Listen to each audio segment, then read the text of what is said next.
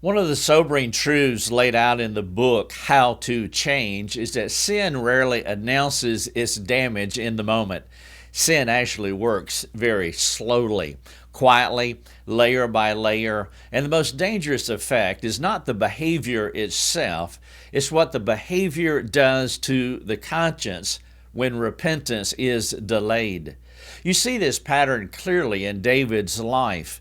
Before Psalm 51 became a song of restoration that we all love, it was preceded by a long season of dullness. His sin with Bathsheba didn't begin with adultery, it began with justification, then deception, then hardness. By the time Nathan confronted him, David was numb. That is what happens when a believer stops responding quickly to conviction. They drift towards spiritual anesthesia. The book, How to Change, captures this progression plainly. A hardened conscience is not an overnight event. It's the result of countless small refusals to repent.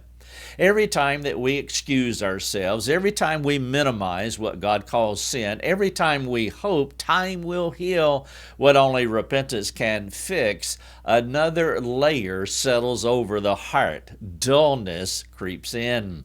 And with each layer, our discernment does dull. Most Christians underestimate this danger because they assume that feeling bad counts as change. It doesn't. Emotional remorse can make you cry, but it cannot make you clean. Only confession and repentance restore fellowship with God. That's why the Spirit's conviction is one of the clearest evidences of His kindness. He pricks the conscience not to shame us, but to rescue us. Ignoring Him is the fastest way to grow cold. This vital need is why How to Change keeps pressing one essential point. Respond quickly to conviction. The moment the Spirit presses on the conscience, move. Confess honestly.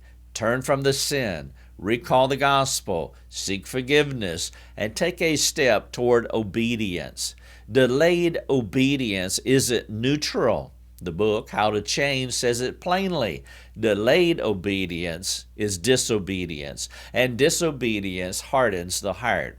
But here's the good news, and it's the heartbeat of this book.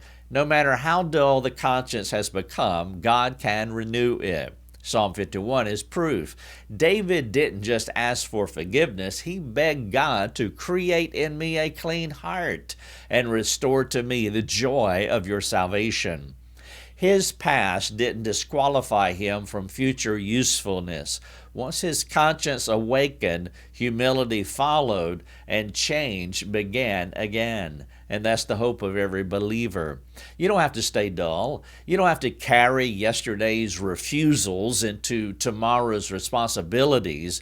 The path back is the same path forward. Repentance. Quick, honest, gospel-fueled repentance that keeps your conscience tender, your affections warm, and your discernment sharp. A wise Christian learns to treat conviction as a friend, not as an interruption, not as an irritation, but a friend. God's gentle knock reminding you that He still loves you, still leads you, and still intends to change you. Walk in that mercy today.